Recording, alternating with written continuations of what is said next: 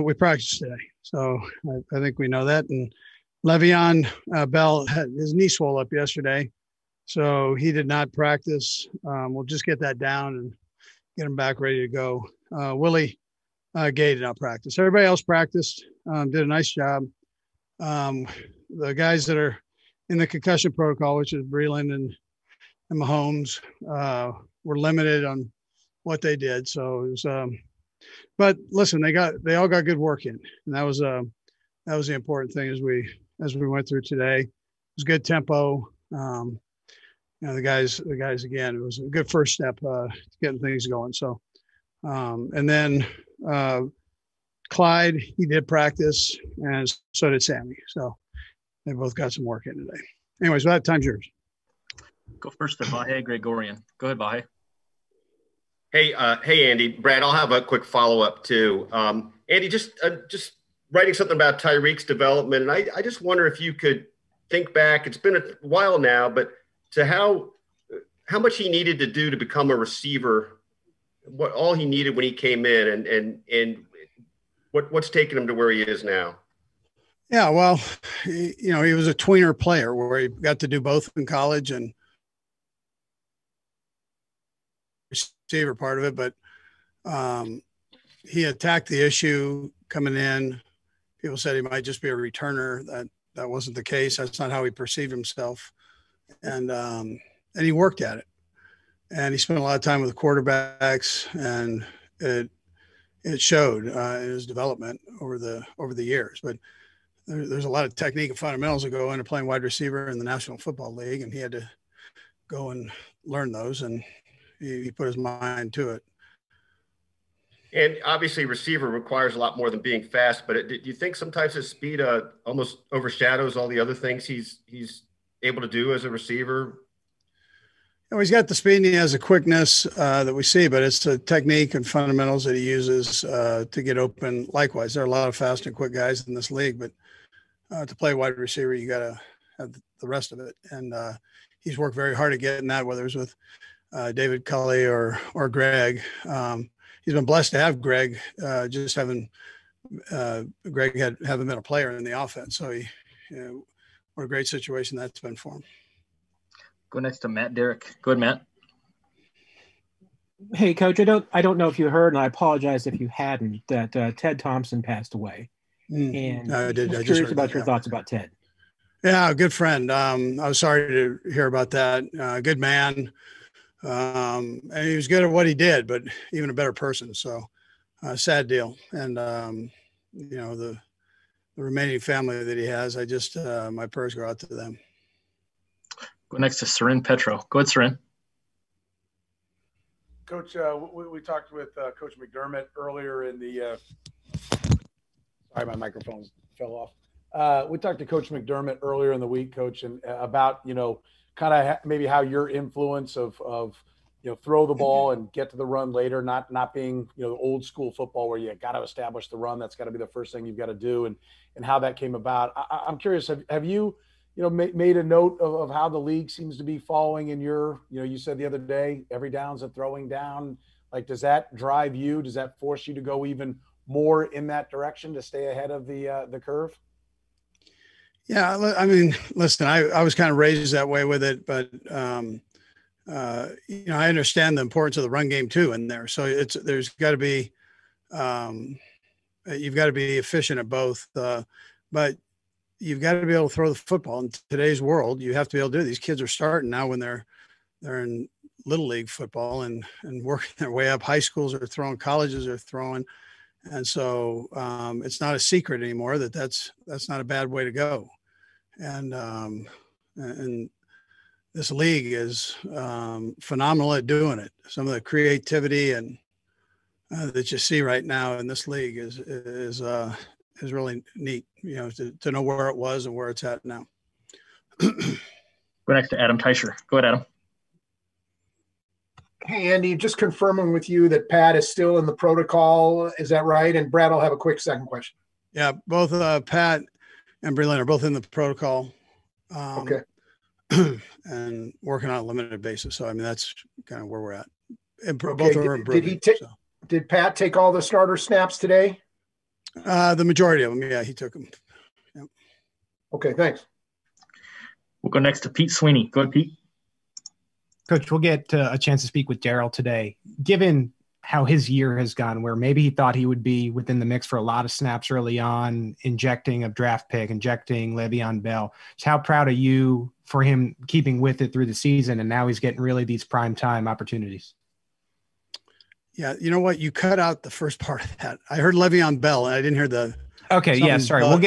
We're getting Daryl today. I just how proud I are got you okay. for him sticking with you. it, given just the circumstances. Yeah.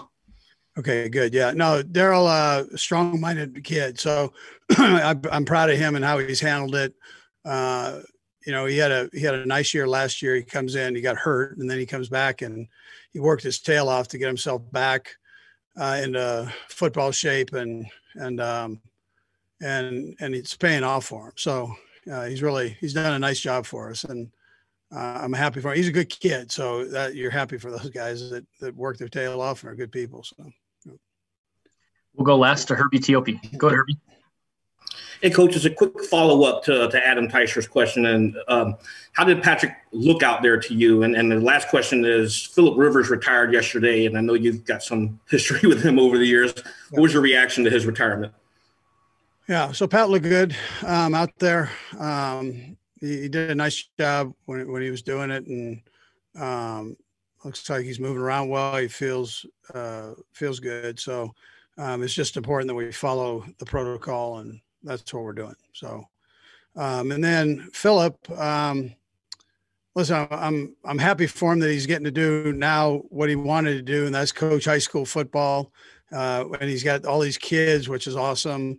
There's a time and a place where everybody's got to hang it up, and he had a phenomenal career, and he's a phenomenal guy, and you pull for those guys, and so I hope his second career here, coaching high school football, is as good as his first career, and that was playing for the Chargers in Indy. So he's a heck of a player, good person. Coach, we appreciate the time. Thanks for joining us. Okay, thank you. Appreciate you. All right, guys, we got Coach Toub coming up next.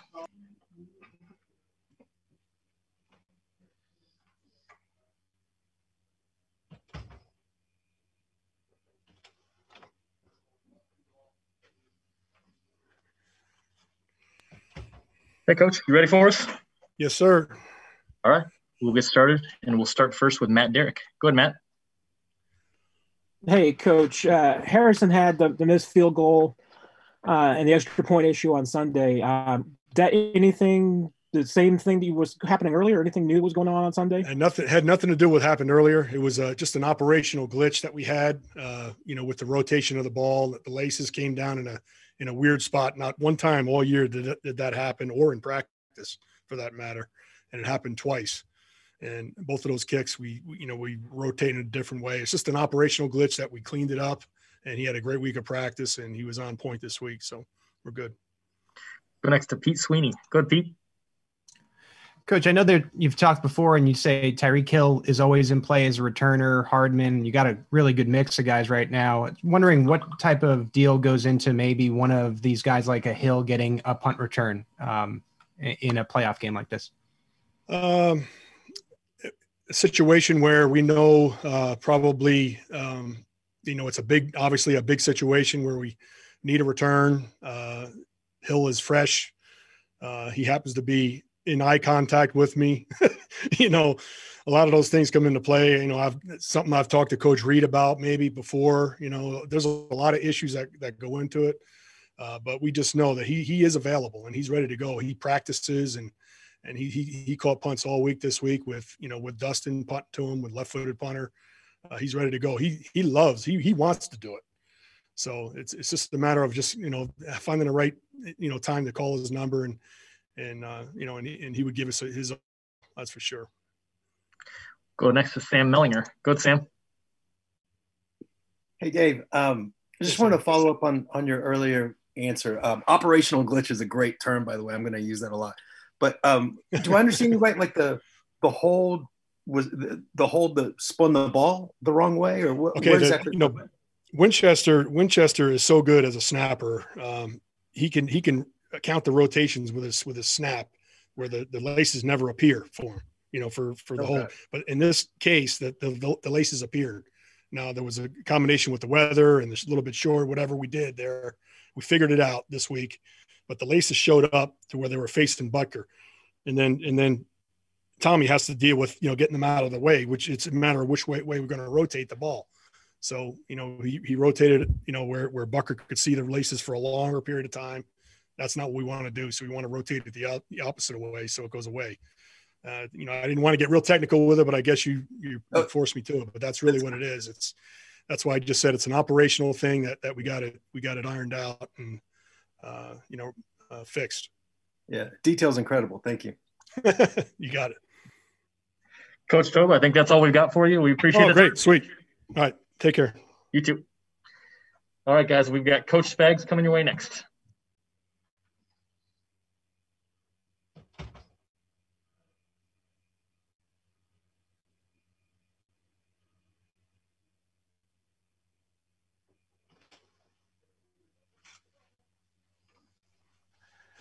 Hey, Coach, we are ready whenever you are. All right, Brad, we got everybody. I'm good. Just got done. It's beautiful outside. Just got done with a great practice. We got blessed with a nice day of weather on January 21st. So with that, I'll open it up. Let's go first to Miss Karen Kornacki. Go ahead, Karen. Hi, Coach Spags. How are you today? Hi, Karen. I'm doing great. Can you tell me the progress of Josh Allen, how he's progressed since week 6 in the film that you're looking at? Yeah, listen, we thought he was pretty good when we played him in week 6, but just the way they've functioned in these last 10, 12 weeks, whatever it's been, highly efficient, very confident. See, a real confident football player. He's not afraid to make any throw from any spot. You know, most of these guys just say make him go in a certain direction and he's weaker, but this is an athletic quarterback that's big. He's tough to tackle. And I think he's functioning in the offense that Brian has him in very, very well. Let's go next to Todd Lebo. Go ahead, Todd.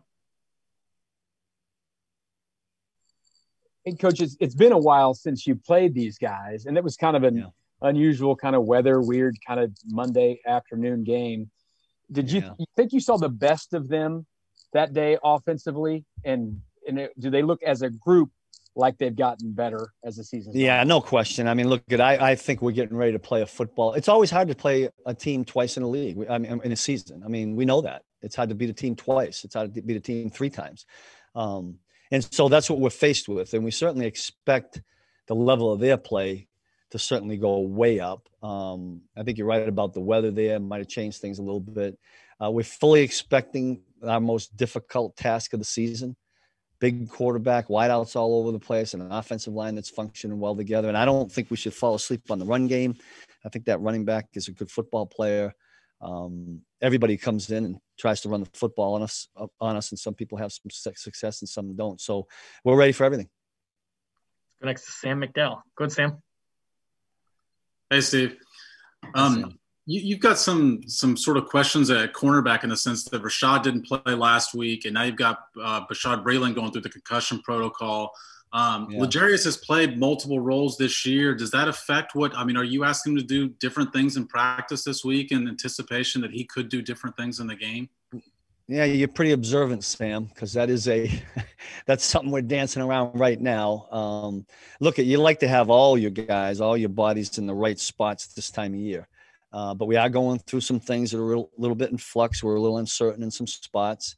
Hopefully it'll clear itself up by Sunday, or certainly before that, so we get guys ready. But it happens in the middle of the game, and we have to be prepared. And I think our assistant coaches do a terrific job. Dave Merritt and Sam Madison do a great job back there of rolling guys through. You know, we have a plan either way to what you're addressing, Sam, if certain guys can't go. And let's hope most of our guys can make it to the game. Let's go next to Nate Taylor. Go ahead, Nate. Hey, Steve, good to see you. I actually want to follow up on Sam's question about L'Jarius. He's impressed you guys all year. My 2-part question is just what jumped out to you most about L'Jarius in his first postseason game, and what were your observations of him when he did have to go to the outside late against the Browns? Yeah, it's a really good point because he didn't get a lot of reps at the corner spot because we were getting ready for him to play nickel. But you're talking about a guy that's really in the football. I watch him in the meetings, and how attentive he is. I watch him take notes in the iPad, which I still don't know how to do. But he writes on that thing and then he moves it and the whole thing. But listen, he's a guy that's, kind of well beyond his years as far as he doesn't play like a rookie. He certainly didn't last week. I love the way he plays. He loves playing football. He's passionate about it. We'd like not to move people all over the place. So let's hope, we're healthy enough that we can keep him in the spot that we've had him normally. And again, I say this most of the times we talk about LJ, we're talking about a guy that did not get any reps in training camp at the nickel spot. So he's kind of learning on the run. Hopefully we've got it all covered by now because it's a pretty important game. We'll take a couple more. We'll go Pete Sweeney and then Adam Teicher. Go ahead, Pete. Coach, curious about the problem that is Stefon Diggs. Seems like every week everybody knows he's coming, yet he still puts up a ton of production. Just how do you wrap your head on defending him? Well, we're hoping we can do what we do. I mean, we know our guys get up there and press as much as we can, but listen, he finds ways to beat that. He can force us into penalties. That hurt us a little bit last time we played him. But we won't change too much what we do. We do have to focus on him on certain calls that we have, certain situational football, and we'll do that. And when that happens, the other guys covering what is their other talent. Beasley's still a good player, and they got some other guys that can run pretty good on the outside. Have to get the job done. And we'll go last to Adam Teicher. Go ahead, Adam. Hey, Steve, a couple things about Tyrann Mathieu. You talked about, maybe you're not going to have some of your guys at corner. How does his versatility maybe help you through a situation like that? And Brad will have one quick follow-up as well. Yeah, I mean, listen, you saw it last week in the Cleveland game. There were times we had to move him back in the slot. The luxury of having a guy like Tyrann is that he's going to prepare himself to play all the positions we ask him to do. And you can trust that he's going to know what he has to do. There's only, in this league, not everybody can be a starter. Not everybody can get the reps during the season in practice. So there are guys that have to go in and play spots in a game that really haven't had those live reps in practice. Now, Tyrann's one of those guys that can do it. And fortunately for us, when we start to get banged up out there, we can move him around. So it's a luxury for us. And you said last week, you talked about him being one of those guys that makes all the other guys around him a better player. How much of that has to do with his versatility that, he can do this, he can do that, and maybe you can play to another guy's strengths? Yeah, I think that's a valid point. When you can move a guy around that you say, hey, there's a new guy at that position, but he knows what he's doing and we're going to be okay. I think everybody feels good about that. That and look at the energy he brings and, what he's saying to guys, whether it's on the sideline or in the huddle. I think they just trust him. They believe in him.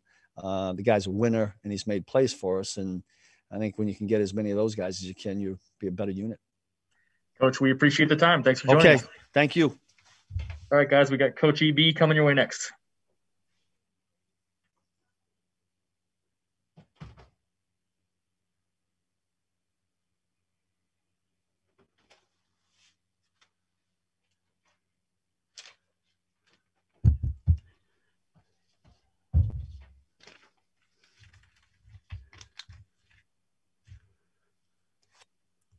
We are ready whenever you are, Coach. All right. Good afternoon. Hope all is well with everyone. Hopefully everyone has remained safe from the last time that I've seen you guys. Here we are again, third year in a row in the AFC Championship game. Not a better place to be here in the whole entire world at this particular point. We get an opportunity to defend home field and pursue our goals. With that said, I'm all ears. Let's go first to Harold Kuntz. Go ahead, Harold. Hey, Eric, how are we doing today? Doing good. How you doing, Harold? I'm good, man. Hey, two questions for you. One regarding the Buffalo defense. With Matt Milano, they're 12-0, and they've, I think, given up only 18.6 points per game. How much have you seen differently in that Buffalo defense than when you faced him in Week 6, especially with him coming back and how important he is to that defense? And I'll have another. You know what? I see a hell of a team that's improved for whatever reason. Don't get me wrong. Our guys came out and played some good ball. But I've seen a huge difference in their approach and how they're handling things. Those guys are flying around. I think the world of 58, obviously Edmonds does a hell of a job. I think that respect is, watching that secondary, it's a veteran group. Those guys do a great job of communicating. They have a great understanding of what Les and Coach Sean McDermott has done. So this is going to be a fun game. And as we know, everything starts up front. They got some horses up front. We're going to see a lot of line games, and that's okay. Our guys understand that we got to set the tone, and we got to start it early and often. And my other question to you, and I know I probably already know what your answer is going to be, but just do you feel that since you've kind of become the face of this whole coaching search, if you will, just especially nationally, do you feel any regret or remorse that it's come to the fact that you're kind of the face of this? You know what, Harold? Here's the thing. It's always good to be mentioned and having an opportunity to pursue your dreams. And obviously, yes, I do want to be a head coach. But when it's all said and done with, my job is to make sure everything that we're doing right now is not to take away from the goals that we're trying to accomplish. The only thing that matters today, we got better. Okay. Today, we had an opportunity to make sure we can take care of situational football as far as short yardage, goal line, and our third down situations. So now it's time for us to go back in and chop wood, watch this tape, and get ready for the next day. We want to make sure that we're getting our guys ready to make sure they can take care of business on Sunday. My own personal business, when all that's time to take care of itself, that will take care of itself, Harold. But thanks for asking. Go next to Adam Teicher. Go ahead, Adam. Hey, Eric, I got a couple of things for you today. Darrell Williams, you guys have brought in a lot of backs last couple of years from LaShawn McCoy and Darwin Thompson, and this year Le'Veon and Clyde. But Darrell's still standing. What is it about him? How is he the one who's still standing here? What is it about Darrell that you keep him around and he's a guy you turn to in a big playoff game? And Brad, I'll have one follow-up as well. Okay, Brad is, my man D-Dub, Dirty, as everybody calls him. Dirty's a smart, intelligent football player. He always have been that way. He's a guy that can line up and play in two positions. He can play at the running back position. He can also play the fullback position. He's a very smooth operating customer. He's very smooth through the holes. The thing that he has always been told, and he understands this because it had a chance to come to light a few times since he's been here, make sure you continue working and only worry about the things that you can control. And when you're presented with that moment, you make sure that you make it happen. I told him yesterday, in fact, I told him that I was very proud of his performance, not because of the numbers that he put up.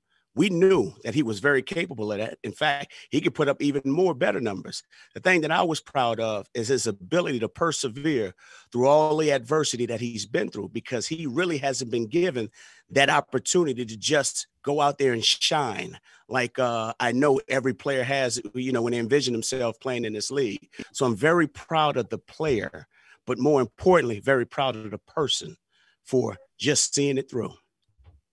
All right. And just also wanted to get your take on how Pat's looked through the last couple of days of practice. You know what? Obviously, I'll let Coach deal with all that, but he looks like Pat to me. So he's been great in meetings. He's fun. He's energetic. So you can always count on Pat being Pat. Go next to Nate Taylor. Go ahead, Nate. Good to see you, Eric. I have two questions as well. The first one I'll start off with is Nick Allegretti had his first postseason debut. Just what did you see on tape, and what was it like for him to really get his start against the Bills and how he's progressed to now? And then Brad, I'll have a follow-up. You know what? I saw a kid that, just like with everybody else up front, that took advantage of a situation, that understood that this time of the year, all right, the game is going to be taken care of up front. I thought he did a heck of a job of coming off the ball. Obviously, just like anything, it's not going to always be perfect. But the thing that Nick takes a tremendous amount of pride in, he's going to line up and he's going to play the next play. He's going to give you everything that he has, and he's going to fight for 60 consecutive minutes. I enjoy watching him play. I enjoy watching those guys collectively play together as a group. And then on top of that, finishing the game the way we did. That's what it's all about. And that was very, very unique. Now we got to put it together this week in practice and make sure that we can accomplish the same goal this particular Sunday coming up. Yeah, Eric. And then secondly, going to Clyde Edwards-Helaire, he could possibly make his debut on Sunday. Just what are you trying to share with him to prepare him for such an opportunity? And how might the balance work if you're going to have him and Darrell going for you in the backfield? Well, if Clyde's going to be a part of this, you can never have enough good players that's going out there to play, and you want to be at your best. And when it's all said and done with, we want our best players to be in there, giving us the best opportunity to win. So we'll make sure that Coach Dealin is coming up with the plan with myself and Coach Reid, and we'll just continue to work our way through. But at this particular time, we just want to make sure that Clyde is going to be there and be prepared to be the player that he can be. Got time for a couple more. We'll go Karen and then Pete. Go ahead, Karen. Coach, how are you? I'm doing good, Ms. Karen. How you doing? I'm fine, thank you. You know, Coach Spags was just basically saying it's hard to play a team twice. I'm wondering, do you save some really cool plays for this part of the season that we haven't seen yet and we can kind of watch for? You know what, Miss Karen, I'm not going to even give that away because we have so many tons of plays. You just roll out that Rolodex, just choose a few, pull them out from the Joe files. And but I'll say this, at this particular time of the year, you just want your guys to make sure that they play assignment sound football. Will we have a wrinkle or two? Probably so. But when it's all said and done with, we just want to make sure we're putting our guys in the best situation to go out there and play as hard and as fast as they can. And then when it's all said and done with, we can end up celebrating and going to pursue our goal in Tampa. We'll go last to Pete Sweeney. Go ahead, Pete. Right, I have just one quick thing after this. First, just to follow up here, why is Darrell Williams called dirty, do you think, in your estimation? You know what? I have no idea. Okay. So when he got here, in fact, I know that the running back coach at that time, that's what they call him at LSU. But I will say this, it has nothing to do with his hygiene. Okay. Got it. So, well, that's a good thing. He's a great kid. Yes. And then for Sammy Watkins, I know he's faced a lot of adversity due to injuries this year, especially toward the end. And we know how important he is for your postseason offense. Just, how is he taking everything? How's his mindset going into what could be his first game in a couple of weeks? You know what? Sammy's been great. And the thing about it, when Sammy's not in there, he's been great. Obviously, Sammy's, is working himself back into the lineup, into the rotation. We're just trying to make sure we can get him across the finish line and get him there on Sunday. But Rick and those guys that take care of that. But when it's all said and done with, if he can be there, obviously he's going to provide a spark for us. Okay. He's going to give us another element to helping us to go out there and pursue our goals. And then on top of that, the things that he brings that energy, he brings that enthusiasm. He's a physical player. So if Sammy's able to go, we're looking forward to watching him do what he can do. But on top of that, we're counting on him, if he is playing, to make sure that he does everything that is needed to help us to accomplish the goal.